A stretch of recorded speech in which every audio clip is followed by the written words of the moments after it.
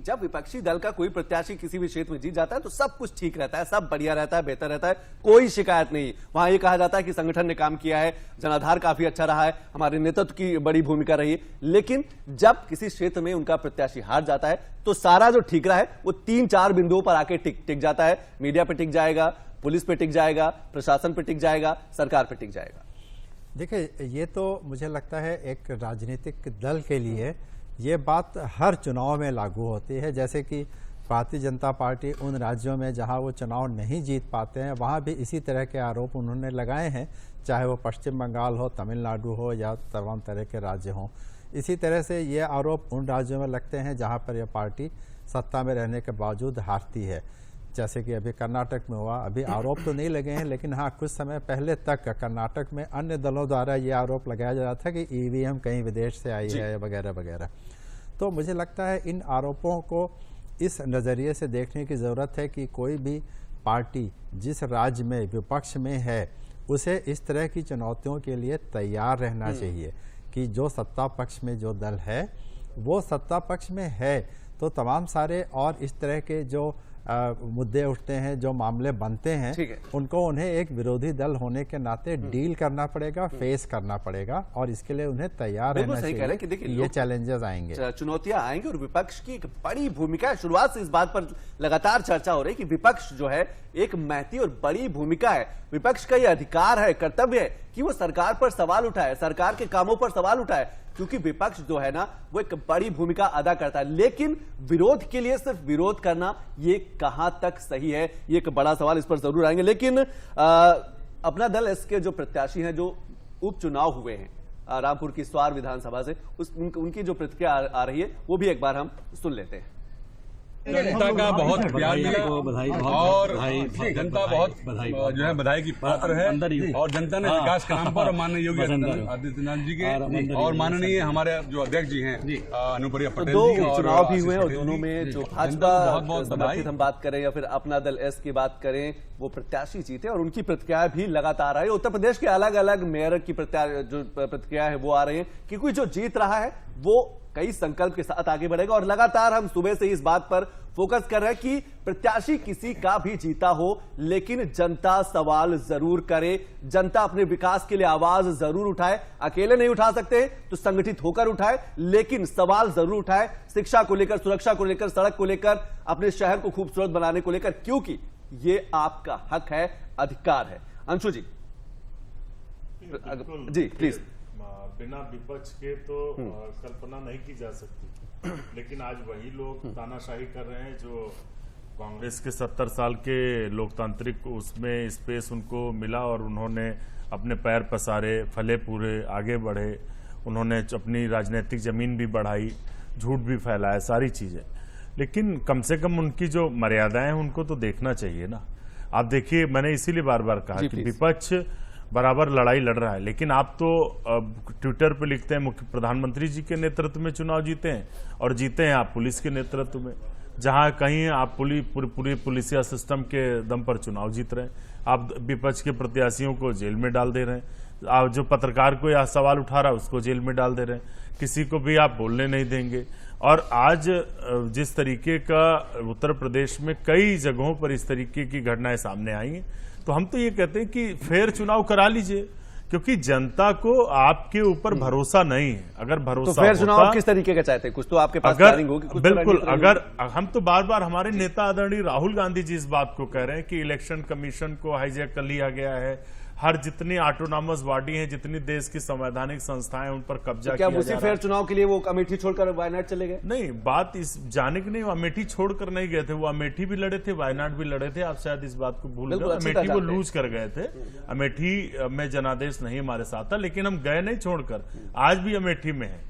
आज भी अभी कोरोना काल में राहुल गांधी जी ने 10 ट्रक वहां पर राशन सामग्री लोगों की मदद के लिए पहुंचाई, कपड़े पहुंचाए, जूते पहुंचाए। ये नेता का काम है, अधिकार। हाँ बिल्कुल, तो हम इसीलिए हम छोड़ के नहीं गए ना, हम छोड़ के वो लोग जाते हैं जो सीजनल होते हैं, वो सीजनल है, वो वहां के बिल्कुल घर के सदस्य हैं। दूसरा, चुनाव आयोग जब स्वतंत्र रूप से काम नहीं कर रहा है, लगातार आरोप लगाए जा रहे हैं लेकिन आप उन आरोपों की पारदर्शी जांच नहीं करा रहे हैं, तो विपक्ष तो अपनी लड़ाई लड़ रहा है। ठीक। कर्नाटक में जिस तरीके से आज जनता ने धमाकेदार जवाब दिया है झूठ बोलने वालों को, वहां ईवीएम नहीं खराब, जो हिटलर के भाई पुलिस पर आप आवाज सवाल नहीं उठाएंगे, जो कर्नाटक में आपके पक्ष में फैसला आया है, इसलिए वहां पर सब कुछ अच्छा रहा। ना हम ईवीएम पर सवाल यहाँ भी नहीं उठा रहे हैं, मैं बिल्कुल आपके पास लेकिन वहां पर जो हिटलर के भाई झूठलर थे उनको जो जवाब दिया है जनता ने, तो वो उत्तर प्रदेश में भी देगी आम चुनाव। अंशु जी मैं आपके पास आऊंगा। अखंड जी, आपकी मुस्कुराहट कुछ कह रही थी जब अंशु जी बोल रहे थे, जिस तरीके से उन्होंने कहा कि पुलिस, मीडिया या फिर बाकी चीजें जो उन्होंने कही।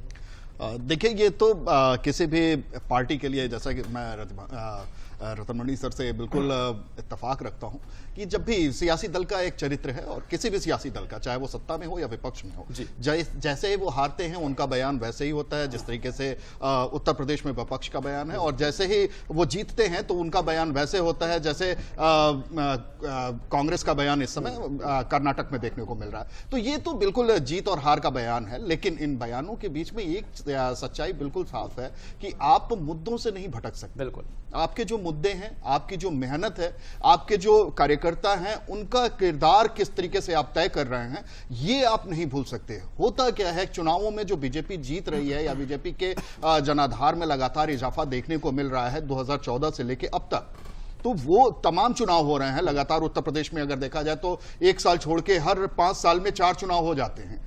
कभी विधानसभा होता है, लोकसभा होता है, पंचायत चुनाव होते हैं, नगर निकाय चुनाव हो जाते हैं।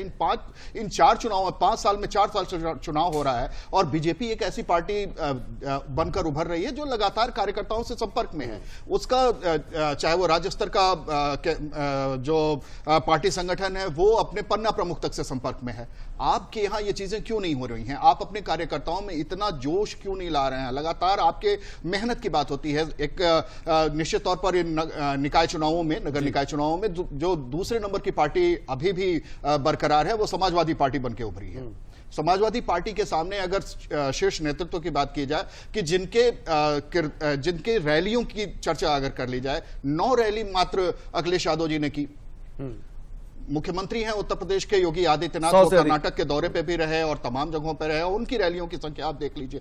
तो ये जो अंतर है, ये आपके शीर्ष नेतृत्व के मेहनत की बात भी दिखाता है। इसलिए नहीं कि आप सिर्फ कार्यकर्ताओं पे आप भरोसा कर लीजिए, कार्यकर्ताओं में जोश फूंकने का काम नहीं करेंगे, कार्यकर्ताओं से लगातार आपके संवाद नहीं चलेंगे। ये सभी पार्टियों के साथ है। जो पार्टी कर रही है उसको फायदे मिल रहे हैं, जो नहीं कर रही है उसको नुकसान हो रहे हैं। इसके अलावा जो जमीनी मुद्दे हैं, उन जमीनी मुद्दों को उठाने में विपक्ष अगर बेहतर भूमिका निभाए और बेहतर तरीके से संघर्ष करे। समाजवादी पार्टी का इतिहास रहा है, वो सड़क पे उतर के संघर्ष करती रही है। समाजवादी पार्टी ने पिछले कुछ सालों में अगर देखा जाए तो सड़कों से संघर्ष कम किया है, सड़कों से संघर्ष कम हुआ, आप सत्ता से दूर होते चले गए, तो यह भी नुकसान हुआ है। तो आपका एक चरित्र था, आप पे जनता जिस तरीके से भरोसा रखती थी, उस पे भी आपको कहीं ना कहीं वापस आना होगा। बीजेपी का मूल मंत्र जो है वो राष्ट्रवाद है, और प्रखर हिंदुत्व की बात करती थी बीजेपी, वो अभी भी उससे बरकरार रखी हुई है, और विकास के एजेंडे को भी साथ में रखने की कोशिश करती है, और ये एहसास दिलाने में भी अपने कार्यकर्ताओं को सफल रही है कि वो सबका साथ सबका विकास करना चाहती है।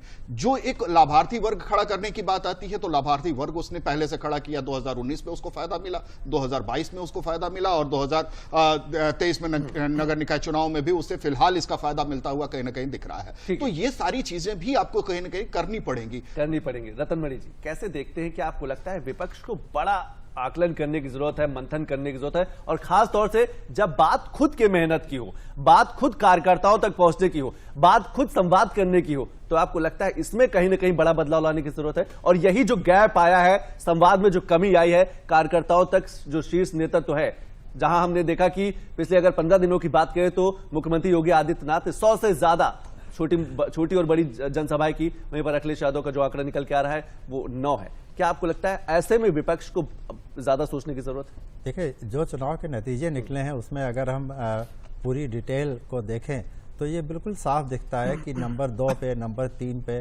नंबर 4 पे विपक्षी दलों की स्थिति कोई ऐसी बहुत बुरी नहीं रही है, और कई जगह तो जो जीतने का मार्जिन है वो काफ़ी कम है, क्योंकि ओवरऑल वोटिंग भी बहुत कम हुई थी। और थोड़ी सी मेहनत करने से मुझे लगता है विपक्षी दलों का जो जीत का आंकड़ा है वो कहीं ज़्यादा बेहतर हो सकता था। ये बिल्कुल स्पष्ट है कि भारतीय जनता पार्टी के चुनाव का प्रचार का तरीका और जो पूरा उसका वॉल्यूम था वो कहीं ज़्यादा भारी भरकम था, जिसके मुकाबले में विपक्षी दलों का पूरा जो एक कैंपेन कई बड़े केंद्रीय मंत्री भी उतरे हैं हाँ, क्षेत्रों में। बिल्कुल बिल्कुल सारे, मतलब यहाँ पे सरकार थी तो मुख्यमंत्री, तमाम सारे कैबिनेट मंत्री, अन्य पदाधिकारी वो सब तो आए ही, लेकिन विपक्ष की ओर से तैयारी भले ही कितनी रही हो, लेकिन उसके बावजूद जनता का समर्थन उन्हें जितना मिलना था वो मिला और वो आंकड़ों में दिख रहा है।